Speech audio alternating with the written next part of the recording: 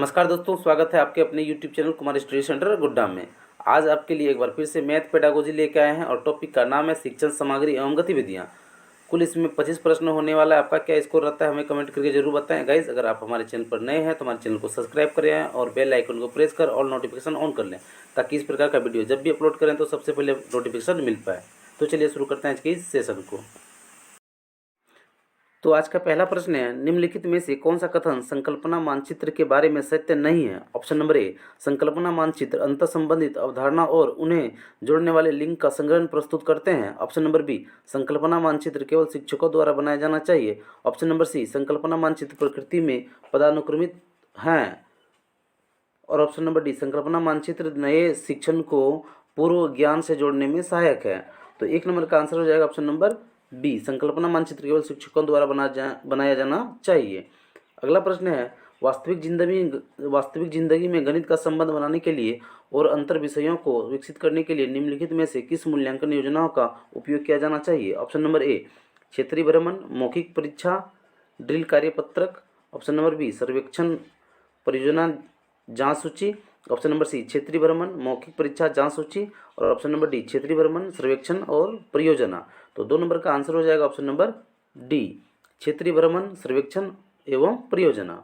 अगला प्रश्न है, गणित के कक्षा कक्ष में दृष्टिबाधितों के लिए निम्नलिखित में से किसका प्रयोग शिक्षा के साधनों के रूप में किया जा सकता है। ऑप्शन नंबर ए, टेलर का गिनतारा, भिन्न का किट, संख्या chart. Option number B, chart संख्या, कंप्यूटर, जियो बोर्ड। टेलर का गिनतारा, कंप्यूटर, जियो board. Option number D, computer, संख्या चार्ट और जियो बोर्ड। तो 3 नंबर का आंसर हो जाएगा ऑप्शन नंबर सी, टेलर का गिनतारा, कंप्यूटर और जियो बोर्ड। अगला प्रश्न है, कक्षा 2 की शिक्षिका ने अपने विद्यार्थियों को 4 इकाई और 3 दाहे लिखने के लिए कहा। कुछ विद्यार्थियों ने 34 के स्थान पर 43 लिखा। एक शिक्षिका के रूप में आप विद्यार्थी को इस संकल्पना को कैसे समझाएंगे। ऑप्शन नंबर ए, हमेशा दाही और इकाई के स्तंभों में लिखना सिखाएंगी जिससे कोई भ्रम न हो। ऑप्शन नंबर बी, स्तंभ विधि में अभ्यास करने के लिए बहुत सारे प्रश्न देंगे। ऑप्शन नंबर सी, विद्यार्थियों को गिनतारा पर प्रदर्शित करने के लिए कहेंगे और फिर लिखने के लिए कहेंगे।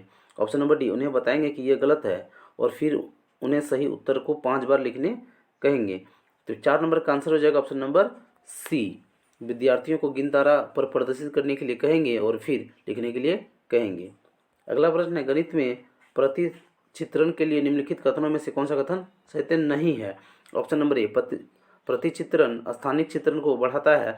ऑप्शन नंबर बी, प्रतिचित्रण अनुपातिक विवेचना को प्रोत्साहित करता है। ऑप्शन नंबर सी, प्रतिचित्रण गणित पाठ्यक्रम का भाग नहीं है। और ऑप्शन नंबर डी, प्रतिचित्रण का गणित के कई विषयों से समाकलन किया जा सकता है। तो 5 नंबर का आंसर हो जाएगा ऑप्शन नंबर सी, प्रतिचित्रण गणित पाठ्यक्रम का भाग नहीं है। अगला प्रश्न है, गणितीय खेल और पहेलियां मदद करते हैं। नंबर ए, गणित के प्रति सकारात्मक अभिवृत्ति को विकसित करने में। बी, गणित और प्रतिदिन के विचारों में संबंध स्थापित करने में। नंबर सी, गणित को आनंददायक बनाने में। नंबर डी, समस्या समाधान के कौशल विकल्प का चयन कीजिए। तो इसका पेयर में आंसर देना है। तो ऑप्शन नंबर ए है ए, बी और सी। ऑप्शन नंबर बी, ए, बी, सी और डी। ऑप्शन नंबर सी, ए और डी। और ऑप्शन नंबर डी, ए और डी। तो 6 नंबर का आंसर हो जाएगा ऑप्शन नंबर बी, ए, बी, सी और डी। इसका सभी आंसर हो जाएगा। अगला प्रश्न है, एक दिए हुए आयत और समांतर चतुर्भुज का क्षेत्रफल समान है, परंतु कक्षा 4 के अनेक शिक्षार्थियों ने उत्तर दिया कि समांतर चतुर्भुज का क्षेत्रफल अधिक है। शिक्षक शिक्षार्थियों को यह समझाने में किस प्रकार सहायता कर सकता है कि दोनों के क्षेत्रफल समान है। ऑप्शन नंबर ए, कागज मोड़ने के प्रयोग से। ऑप्शन नंबर बी, पैमाने के प्रयोग से। ऑप्शन नंबर सी, जियो बोर्ड के प्रयोग से। और ऑप्शन नंबर डी, आलेख यानी कि ग्राफ पेपर के प्रयोग से। तो 7 नंबर का आंसर हो जाएगा ऑप्शन नंबर डी, आलेख यानी कि ग्राफ पेपर के प्रयोग से। अगला प्रश्न है, 2 दशमलव संख्याओं के योग की संकल्पना को पढ़ाने के लिए निम्नलिखित में से शिक्षण अधिगम का कौन सा साधन सर्वाधिक उपयुक्त है। Option number A, Jio board. Option number B, मोती और माला। Option number C, graph paper. Option number D, गिनतारा। तो 8 नंबर का आंसर हो जाएगा option number C, graph paper. अगला प्रश्न है, कक्षा 4 के विद्यार्थियों को समझाने के लिए कि 1/10, 1/100 से बड़ा है, निम्नलिखित में से कौन सी शिक्षण अधिगम सामग्री यानी कि TLM सर्वाधिक उपयुक्त है। Option number A, Dienes block. Option number B, संख्या चार्ट। ऑप्शन नंबर सी, गिनतारा यानी कि एबेकस। और ऑप्शन नंबर डी, 10 गुनी 10 और विपरीत ग्रिड। तो 9 नंबर का आंसर हो जाएगा ऑप्शन नंबर बी, संख्या चार्ट। अगला प्रश्न है, प्राथमिक स्तर पर गणित की पहेलियां मदद करती है। ऑप्शन नंबर ए, कक्षा के प्रतिभा संपन्न विद्यार्थी को पहचानने में। ऑप्शन नंबर बी, विद्यार्थियों को मनोरंजन प्रदान करने में। ऑप्शन नंबर सी, समस्या सुलझाने के कौशल को परखने में। और ऑप्शन नंबर डी, समस्या सुलझाने के कौशल को प्रोत्साहित करने में। तो 10 नंबर का आंसर हो जाएगा ऑप्शन नंबर डी, समस्या सुलझाने के कौशल को प्रोत्साहित करने में। अगला प्रश्न है, कक्षा 4 में सममित और परावर्तन की ज्यामितीय संकल्पना की वृद्धि के लिए निम्नलिखित में से कौन सा व्यवहार कौशल उपकरणों की आवश्यकता है। ऑप्शन नंबर ए, मोतियों की माला। ऑप्शन नंबर बी, बिंदु सीट यानी कि dot paper. Option number C, गिनतारा। और ऑप्शन नंबर डी, द्विमुखी पटल यानी कि काउंटर। तो 11 नंबर का आंसर हो जाएगा ऑप्शन नंबर बी, बिंदु सीट यानी कि डॉट पेपर। अगला प्रश्न है, कक्षा में गणितीय मनोरंजनात्मक क्रियाकलाप तथा चुनौतीपूर्ण ज्यामिति पहेलियां संबंधी क्रियाकलाप महत्वपूर्ण है क्योंकि। ऑप्शन नंबर ए, वे प्रत्येक शिक्षार्थी की स्थानिक व विश्लेषणात्मक योग्यता के संवर्धन में सहायक है। ऑप्शन नंबर बी, वे गणित में कम सफल शिक्षार्थियों तथा मंद गति से सीखने वाले शिक्षार्थियों में रुचि उत्पन्न करने में सहायक होते हैं। ऑप्शन नंबर सी, वे विद्यार्थियों को उनकी गणित कक्षा की एकरूपता तथा दिनचर्या के कारण होने वाले ऊब से बाहर लाते हैं। और ऑप्शन नंबर डी, वे प्रतिभाशाली शिक्षार्थियों को उचित अवसर प्रदान करते हैं। तो 12 नंबर का आंसर हो जाएगा ऑप्शन नंबर ए, वे प्रत्येक शिक्षार्थी की स्थानिक व विश्लेषणात्मक योग्यता के संवर्धन में सहायक है। अगला प्रश्न है, एक अध्यापिका अपनी कक्षा में गुणा को बार बार किए जाने वाले जोड़ के रूप में बता रही है। उसके बाद समान संख्या की वस्तुओं का समूहन का गुणा के रूप में बताती है। तत्पश्चात चिन्ह गुणा से परिचित कराती है तथा अंत में गुणनफल पता करने के लिए आड़ी तिरछी रेखाओं अथवा माचिस की तिल्लियों की सहायता से एक छोटा क्रियाकलाप कराती है। यहाँ अध्यापिका कर रही है। ऑप्शन नंबर ए, विभिन्न अधिगम शैलियों वाले शिक्षार्थियों का ध्यान रखना। ऑप्शन नंबर बी, गणित में कम सफल बच्चों के लिए उपचारात्मक युक्तियाँ प्रदान करना।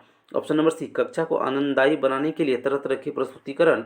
और ऑप्शन नंबर डी, मूर्त से अमूर्त संप्रत्यय की ओर के रूप में एक पाठ का विकास। तो 13 नंबर का आंसर हो जाएगा ऑप्शन नंबर डी, मूर्त से अमूर्त संप्रत्यय की ओर के रूप में एक पाठ का विकास। अगला प्रश्न है, जियो बोर्ड किसके शिक्षण का एक प्रभावी साधन है। ऑप्शन नंबर ए, द्विविमीय और त्रिविमीय आकृतियों में अंतर करना। ऑप्शन नंबर बी, सममिति की अवधारणाएं। ऑप्शन नंबर सी, आधारभूत ज्यामितीय अवधारणाएं जैसे किरण, रेखाएं और कोण। और ऑप्शन नंबर डी, ज्यामितीय आकृति और उनकी विशेषताएं। तो 14 नंबर का आंसर हो जाएगा ऑप्शन नंबर डी, ज्यामितीय आकृतियां और उनकी विशेषताएं। अगला प्रश्न है, मानसिक गणित संबंधी गतिविधियां महत्वपूर्ण है क्योंकि यह निम्नलिखित में से किसी एक के अवसर उपलब्ध कराती है।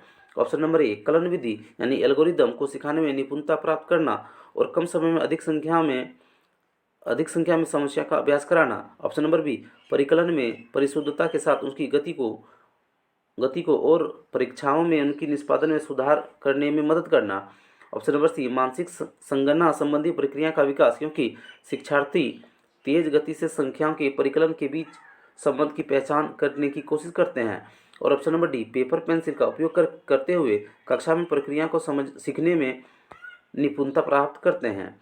तो 15 नंबर का आंसर हो जाएगा ऑप्शन नंबर सी, मानसिक संगणना संबंधी प्रक्रिया का विकास क्योंकि शिक्षार्थी तेज गति से संख्याओं के परिकलन के बीच संबंधों की पहचान करने की कोशिश करते हैं। अगला प्रश्न है, नीचे दिए गए कौन सा क्रियाकलाप कक्षा 3 के छात्रों की समस्या को हल करने की कुशलता में वृद्धि के लिए है। ऑप्शन नंबर ए, कोई वर्ग पहेली जिसमें सीखे गए सभी मुख्य पादों जैसे सम संख्या, विषम संख्या, भाज्य संख्या, अभाज्य संख्या आदि के संकेत यानी सुराग दिए गए हों। ऑप्शन नंबर बी, कोई समूहन परियोजना प्राथमिक कक्षाओं के छात्रों को समान रूप से 4 सदनों स्कूल की सदन प्रणाली में किस प्रकार विभाजित किया जाए ताकि हर सदन में खेल, कला, संस्कृति और शैक्षणिक क्रियाकलाप के प्रतिभाशाली छात्र हों। ऑप्शन नंबर सी, कक्षा में संख्या और प्रचलन विषय पर अंतरावर्ग पहेली प्रतियोगिता आयोजित करना। ऑप्शन नंबर डी, कोई कार्यपत्र जिसमें 4 मूल प्रचलनों पर समस्या हो जैसे ज्ञात कीजिए 25 × 34, 451 भागा 11 आदि दी गई है। तो 16 नंबर का आंसर हो जाएगा ऑप्शन नंबर बी, कोई सामूहिक परियोजना प्राथमिक कक्षाओं के छात्रों को समान रूप से 4 सदनों यानी कि स्कूल की सदन प्रणाली में किस प्रकार विभाजित किया जाए ताकि हर सदन में खेल, कला, संस्कृति और शैक्षणिक क्रियाकलाप के प्रतिभाशाली छात्र हों। अगला प्रश्न है, कक्षा 2 के शिक्षार्थियों का सरल आकृतियों, उसके लंबों और किनारों से परिचित कराने का सबसे उत्तम उपकरण है। Option number A Jio board, option number D 3D solids के nets, option number C cubes और ऑप्शन नंबर डी श्यामपट्ट पर तल, श्यामपट्ट का तल। तो 17 नंबर का आंसर हो जाएगा option number A Jio board. अगला प्रश्न है, एक शिक्षक शिक्षार्थियों को दैनिक जीवन में गणित का अनुप्रयोग विषय के साथ गणितीय जर्नल यानी पत्रिका तैयार करने के लिए बढ़ावा देता है। यह गतिविधि है ऑप्शन नंबर ए शिक्षार्थी की गणितीय संकल्पना की परीक्षा करना, ऑप्शन नंबर बी अपने ज्ञान और समझ को साझा करने के लिए शिक्षार्थियों को अवसर उपलब्ध कराना, और ऑप्शन नंबर सी गणित की समझ में शिक्षार्थी की सहायता करना, ऑप्शन नंबर डी गणितीय संकल्पना और उसके अनुप्रयोग में संबंध बैठाने और अपने ज्ञान तथा विचारों को साझा करने में शिक्षार्थी की सहायता करना। तो 18 नंबर का आंसर हो जाएगा ऑप्शन नंबर डी गणितीय संकल्पना और उसके अनुप्रयोग में संबंध बैठाने और अपने ज्ञान तथा विचारों को साझा करने में शिक्षार्थी की सहायता करना। अगला प्रश्न है नंबर 19, त्यौहार के समय कक्षा 5 में प्रतिशत प्रकरण के समय सेल पर कक्षाई चर्चा शुरू की गई है। कक्षा में इस प्रकार की चर्चा ऑप्शन नंबर ए एक दूसरे के विचारों को सुनने में विद्यार्थी की सहायता करती है और अपने तर्क प्रस्तुत करने के लिए उन्हें प्रोत्साहित करती है। ऑप्शन नंबर बी की उपेक्षा की जानी चाहिए क्योंकि यह कक्षा के शोर के स्तर को बढ़ाती है और दूसरों को परेशान करती है। ऑप्शन नंबर सी अपने वाद विवाद संबंधी कौशलों को बढ़ाने में विद्यार्थियों की सहायता करती है, और ऑप्शन नंबर डी कक्षा में गर्मा गर्मी वाली बहस आरंभ करती है और कक्षा के माहौल को खराब करती है। तो 19 नंबर का आंसर हो जाएगा ऑप्शन नंबर ए एक दूसरे के विचारों को सुनने में विद्यार्थियों की सहायता करती है और अपना तर्क प्रस्तुत करने के लिए उन्हें प्रोत्साहित करती है। अगला प्रश्न है, हमीदा अपने विद्यार्थियों की गणितीय योग्यताओं को समृद्ध करने के लिए उन्हें सदा संख्या प्रतिरूप यानी पैटर्न्स का अवलोकन करने और परिकल्पना बनाने देती है। वो बोर्ड पर निम्नलिखित समस्याएं लिखती है और विद्यार्थियों से कहती है कि वे इसका उत्तर लिखें। 21/7 बराबर 2.1 भागा 0.7, 0.21 भागा 0.07, 0.021 भागा 0.007 बराबर वो प्रश्नों के सेट के माध्यम से यह चाहती है कि विद्यार्थी यह अवलोकन कर सके कि ऑप्शन नंबर ए जब एक गुणज को 10 से विभाजित किया जाता है और दूसरे को 10 से गुना किया जाता है तो गुणनफल समान रहता है। ऑप्शन नंबर बी जब एक भाजक की 10 से घटत होती है दूसरे की 10 की घात से बढ़त होती है तो गुणनफल समान होता है। ऑप्शन नंबर सी यदि भाजक और भाज्य दोनों 10 की घात से बढ़ाए या घटाए जाते हैं तो भागफल समान रहता है। यदि भाजक और भाज्य दोनों 10 की घात से घटाए जाते हैं तो भागफल भी 10 की घात से घटता है। तो 20 नंबर का आंसर हो जाएगा